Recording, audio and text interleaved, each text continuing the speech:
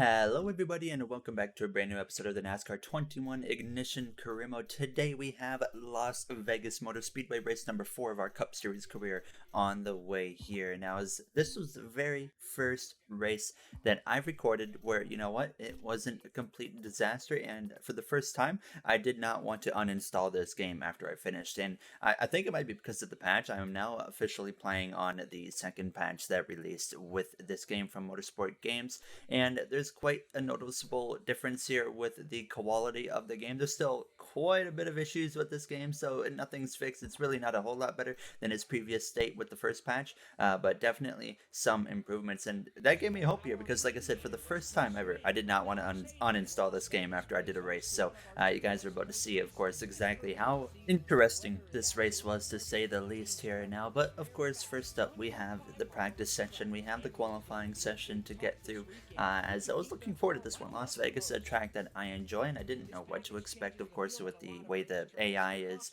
in this game and just the way the game is in general. Now, as I can confirm, finally, steering assist, we can turn that off, and that made a noticeable difference right off the bat for a wheel user like myself. I actually felt like I could drive the car with a wheel now and not hate it, so I was very impressed with that. There's still some work to do with the wheel. You can't change the force feedback. That's something we really need to be able to do, because on the whatever the default force feedback is for wheels in this game just isn't enough here now. As I would go for the loose preset, not the loosest one, but just the more on the loose side here, as we would get ready to go out and make a few laps in practice here and see exactly what we got under the belt of this number 99 Trackhouse Chevrolet Camaro here today now, as our team pushes us out into the garage area now. As I did notice, I mentioned I was going to, of course, alternate paint schemes in career mode, but I realized you actually cannot change paint schemes in career mode. So whatever scheme you choose at the beginning, well, that's the one you're stuck with. And actually, I'm happy that we got stuck with this one so far here, the camping mode paint scheme. I love it now,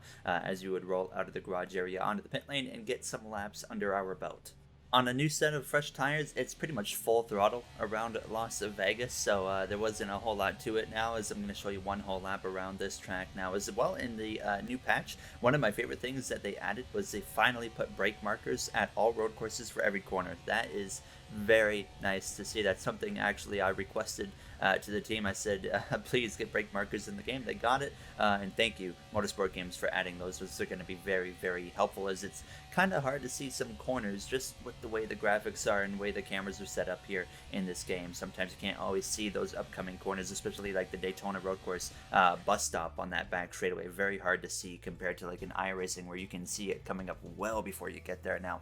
But practice was all right. Alex Bowman, Kyle Larson up there at the front now, as we would jump through into the qualifying session. You only get one attempt. One lap is all you get here to make a statement for the whole weekend there. As you see, the 2020 winner, Joey Logano, there for that number 22 Pennzoil Ford Mustang for Penske Racing. And in the Pennzoil 400, will we see Logano be able to bring that Pennzoil car to the front of the Pennzoil 400? We'll have to wait and see here now, as it was time, though, to get out there and make our qualifying attempt now. As you see, Ryan Newman, his character model right there, actually, you know what, looks relatively accurate. Maybe some more work to do on that, but overall it didn't look too bad.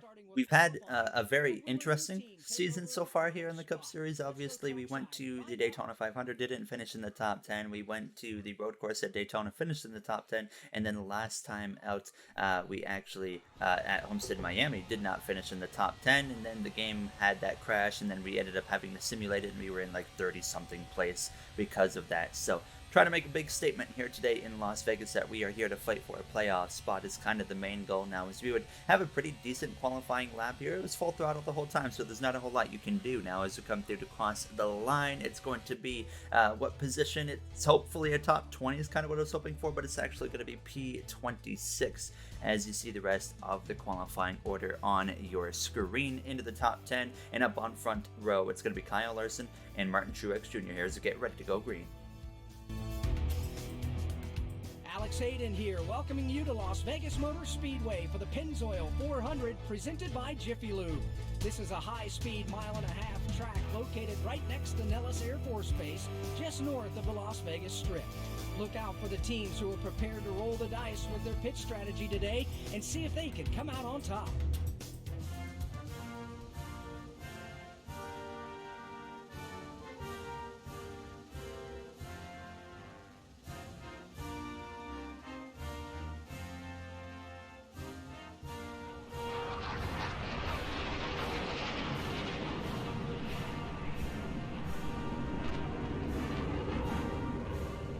ceremonies are over. Now, let's go trackside and get ready to hear the most famous words in motorsports. Nice to see a lot of fans up there in the stands. Let's give them a show, Gary. Absolutely. Let's aim to get a top 10 today. There you hear myself as well as our crew chief Atlanteon over the radio as we get ready to take the green flag here from Las Vegas Motor Speedway. Race number 4 of our career underway in the Cup Series as I actually made some contact with Chase Briscoe right off the bat as we go down into turn 1. It said what Kyle Larson I think was on the pole, but I actually left after qualifying and then came back and we were still in the race, but it was actually a new quarter. It was Tyler Reddick actually now on pole. Yeah, as he leads the way over his Richard Childress Racing teammates of Austin Dillon through 3 and 4 now as I slice up the inside of that number 1 of Kurt Busch. I pushed up really tight right there, but aero tight, and I was immediately wondering if it might have had something to do with the contact I made with the 14 of Chase Briscoe there on the start, because that was actually a pretty large hit there to that right side of the 14 and to the left side of my Camping World Chevrolet. So the 47 of Stenhouse goes around my outside. Here comes the 78 of BJ McLeod, the 24 as well of William Byron, and I am getting absolutely destroyed by the AI on these opening couple of laps. Down into 30th place we go, but we would start to kind of find our mojo a little bit here. I was jumping up to the 3rd lane trying to make something happen here. I feel way more comfortable the higher I am up a racetrack. That's just how it works for me. So unfortunately it wasn't working because you saw Cody Ware, Matt DiBenedetto, Eric Almirola all get up my inside or making passes, but through 3 and 4 is really where my car is so much better than this pack here that really checks up on the entrance of 3 and through the center of the corner there as I clip the wall on the exit of turn 4. I already knew we were going to have to make some repairs on our first pit stop of the day. At this point here, as there's some more contact, it's really tough racing at these 1.5 miles in NASCAR 21 because it's just straight up pack racing. That's exactly what it is, and it is so tricky because one little slip up, one mistake, your whole race can come to an end. That's another reason why I was trying to stay up to the top. I felt a lot safer up top. Not only do I feel more comfortable just racing up there, it just felt a lot safer as well here. Now as I go down to the inside and making a pass on the 52 of Josh Balicki there for Rick Ware Racing. I feel like every point of the track I'm always seeing a Rick Ware Racing car, no matter what. So now at a turn 4 on lap 11 already behind Alex Bowman, and well, there's another Rick Ware Racing car of Joey Gase here as we go to the outside of him in that number 53 Ford Mustang. And sure enough, we're going to move ourselves up into the 24th position. But you can see we had a lot of work to do to run down 23rd place William Byron and the rest of that main pack. But surprisingly, it would happen pretty easily here now. So I would run away from the cars behind us and then run down this group here with Byron, Anthony Alfredo, Kurt Busch, Kevin Harvick, your 2014 Cup Series champion there in that number 4 car. Now as we go down into turn 1, we're really going to close up that gap. At this point, I couldn't go full throttle anymore through the corners, and I don't know if it was because of dirty air or if it was just because I had damaged the car a little bit there with some contact with some other cars and I'd clipped the wall a few times here and there. But now on the move through this main pack, now we're trying to get ourselves into the top 20, nearly contact with that 41 of Cole Custer. But look how close quarters racing this is in Las Vegas now. Everybody keeping it clean at least now, and as you guys know, still no stages even with the day 2 patch. There's out of turn 4 a huge run down the front straightaways. There was a bit of a checkup up at the front of this pack, and that's one of the downsides of pack racing at 1.5 miles is if someone checks up, everybody checks up. And I mean, obviously it either hurts you because you maybe don't expect it and you run into the back of someone, damage your car, or it helps us in that case scenario right there where I was already ready to jump up to that 3rd lane and just haul the mail around everybody now as we enter the top 15. Justin Haley there in that 77 Spire car having a tremendous run here in Las Vegas today now as we exit turn 4. Now keep an eye on, in this episode, the lighting changes of this game. You'll notice that from lap 21 or even lap 1, the lighting on these straightaways will look way different compared to what it will on, say, lap 66, 67, and that's something I really like about this game. But one thing I would like is if we could change the slider to how fast the sun moves, so we could have it like times 2, times 3, times 4. That way it could get darker out on the racetrack pretty quick instead of not being able to see the full transition because we're only doing 25%. So that's something that I would like to see added, but I doubt we'll even get that now as we were up about into the top 10 here, passing the 42 of Ross Chastain now to the outside of Brad Keselowski. Michael McDowell having again a top 10 run here now as we come through 3 and 4 and just making this 3rd lane really work for myself here now as we would get up into the now 8th position there. So we were looking really good, but now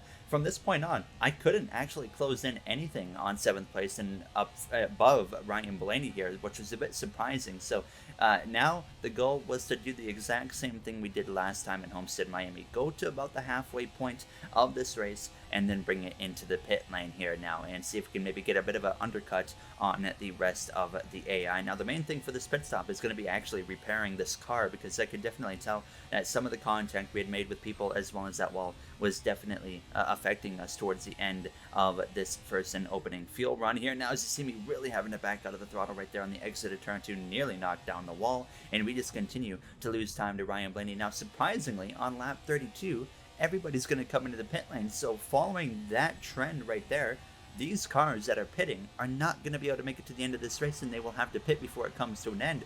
If I could just go around the track one more time, we can make it to the end, and if it stays green, we might be able to win this race just because of fuel strategy.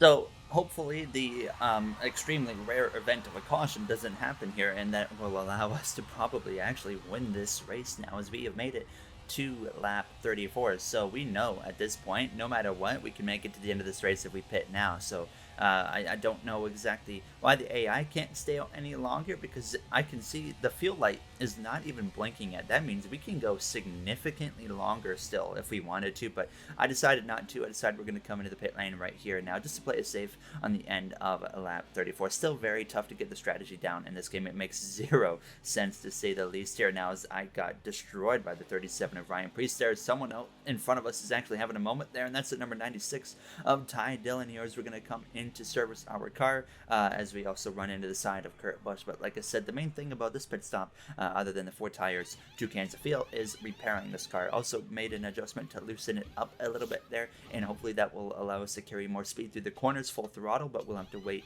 and see what happens here now. As we actually had some incidents coming into the pit lane. Chase Elliott is now out of this race. Your Daytona Road Course winner, I can confirm, is out of this race, and I'll show you guys what happened here in just a second. There, as you see, second race in a row that we've had to bring the saw out here to repair this car. So maybe a little bit more damage than I had originally thought that we had, but we pulled out of the pit lane and we're going to see where we cycle out. But here we have a look at what happened with Chase Elliott. Makes contact with none other than Kevin Harvick here coming into the pit lane. Then he cuts through the infield into the pit lane. He goes, slams into the back of the 2-time Cup Series champion of Kyle Busch, and then he would come into the pits to service his car. But he would actually retire from the race when that happened. So it was really, really weird. And then here's on board with Kyle Busch, gets nailed from behind, and around he goes. Had no idea that was coming. So we end up cycling out in a really awkward position. We were one lap down, just in front of second and third place of Tyler Reddick as well as Bubba Wallace. So my only thinking could be that they only took like a splash of fuel and like 2 tires would be the only way, because the repairs weren't that long on our car. At least I don't think they were. So I was very, very confused to say the least here now, but I knew we were actually still the one with the advantage here, so I wasn't too concerned, as I felt like if it stays green, we probably still will be in position to win this race here in Las Vegas. So we were now 25th. We were closing in on a top 10 spot earlier in this race before the end of that first field run. Now we're trying to get a top 20 at the absolute best, but still not sure exactly what's going to happen with this whole field strategy. We were quickly, though, running down all the cars in front of us here. Now is actually Austin Dillon leading the way here now, as we are actually going to be able to unlap ourselves down into turn 1 here. We're going to make a pass on that Bass Pro Shops Chevrolet for Richard Childress Racing, and sure enough, back onto the lead lap we go, at least now, passing some Rick Ware cars there. Not for position on Balicki, but Chastain. He will be for position, as well as BJ McLeod and Joey Gaser into that left rear, actually, of Chastain. Nearly wrecked myself on the apron. We do save it right there, thank goodness, and continue on our way, and now try to once again put that fight immediately back to that number 42 of Chastain here, as we go down this front straightaway, down into turn 1 as well, up the inside of that Motorsport Games Ford Mustang of BJ McLeod, and we are closing in on getting into that top 20 here, as we're just going to blow the doors right off of that 53 of Joey Gase here now, as we continue to move our way forwards. Now, a little bit later, lap 53, 15 laps to go in this race, and we're closing in on our Heat 5 rival of Joey Logano. Heat 5 finale had just happened last night. I really hope you guys enjoyed that now, as we would sure enough run down that 22 car, as well as the 19 of Truex, who has quite a bit of front end damage, so not sure exactly what happened there to that number 19 car here, but you can really notice the lighting change with the sun position at this point in the race here now on lap 55, as we're going to get past those guys up into the top 20 we go. William Byron up in front of us was only in 33rd place. His AI for some reason is extremely slow in this game. Motorsport games, you guys got to get that figured out here. William Byron should now be running in 33rd place on a consistent weekly basis. Nonetheless, we had run down this major pack of cars right here with less than 10 laps to go in this race. Nobody onto the pit lane yet, so I was starting to think maybe these guys are going to stretch it to the end of this race, and we know we can make it to the end. There's no question about it here now. Is just about really got into that outside wall right there, but we're trying to make this third lane once again work. This is a bit sketchy. If I get loose at the wrong moment, I could easily cause an accident there, as we almost had some contact now to the back bumper of Kyle Larson. He threw a big block right there. I should have just cleaned him out when I had the chance. I'm noticing the AI definitely like to throw blocks. I'm not sure if it's intentional or not, but I've definitely noticed that to be a thing here in NASCAR 21 Ignition so far now, as we're going to come through at a turn 2 to that outside, just about a Cole Custer there, but I didn't want to risk it, but then he left the door wide open, so I knew I had to take it at this point in time as we went down into turn 3 around the outside of the 33, and we're almost up into the top 15 here in these closing moments of Las Vegas Motor Speedway. A big checkup right there because the 37 was coming into the pit lane. We're going to go around the 4, around the 48 to the outside of Chris Buescher. Anthony Alfredo up here in 12th place somehow, and sure enough, we continue to move our way through this field. Nearly made contact with Alfredo, but now lap 63 coming to lap 64. You see drivers making pit stops. We go up into the top 10, up into now well into the top 10, about to be into the top 5, and it's looking absolutely perfect for us at this point here now. Coming up to 2 laps to go. Ryan Blaney pits. I'm up to 2nd place at this point here, and Austin Dillon, the leader, is on the pit lane. I take the lead with 2 laps to go here in Las Vegas Motor Speedway. We haven't had a top 10 car all day. I think Davison just ran out of fuel because I nearly just killed my own car on his back bumper there, as that was within centimeters, maybe even millimeters, of destroying him and myself here as we go down this back straightaway into 3 and 4, approaching the final lap. We haven't had a top 10 car today. We haven't barely had a top 10 car all season, and all of a sudden, in our 4th ever Cup Series start, we lead as the white flag is in the air here in Las Vegas. Our first ever Cup Series lap led right there as we go down into turns 1 and 2 for the final time here from Las Vegas. No pressure whatsoever. It's just bring it home at this point here now. As we know, fuel is not an issue. The AI, I don't know why they had to pit a second time here. That's something that needs to be changed with the strategy in the game, but nonetheless, we lead the way through turns 3 and 4 for the final time, and in a shocking late race change of events, we exit turn 4, and we're going to come through to get our first ever Cup Series win in just our 4th ever Cup Series start. We win in Las Vegas Motor Speedway there, as we have our little post-race celebration there in the little smart way that they don't show the actual driver's face of Daniel Suarez. They just leave the helmet on instead here, as we would have a quick celebration there. But Austin Dillon ends up 2nd place, Kyle Busch 3rd, Bubba Wallace, Christopher Bell, Reddick, Hamlin, Newman, McLeod, and Eric Jones round out your top 10. Actually, they were still racing at this point here, so maybe a couple positions are going to change around here, but a bunch of drivers had finished. But there you see the finishing order on your screen with Elliott DNFing due to a mechanical failure. But what a weird episode of the NASCAR 21 Ignition career mode now. Unfortunate that we get our first ever win in the fashion that we did, because we weren't even a top 10 car here today. So, but nothing we can do about that now. We played our cards right, and when I say that, we just weren't stupid on strategy like the AI were. So, nonetheless, we pick up that first win. If you guys enjoyed, you know what to do. I was impressed that I actually had an enjoyable time on a career mode episode. So the first race on the new patch was a good time, and hopefully that is a sign of things to come. Coming up in the next one, we have Phoenix, and then we as well have like Atlanta coming up and Bristol Dirt. So there's some interesting tracks here on the way now. So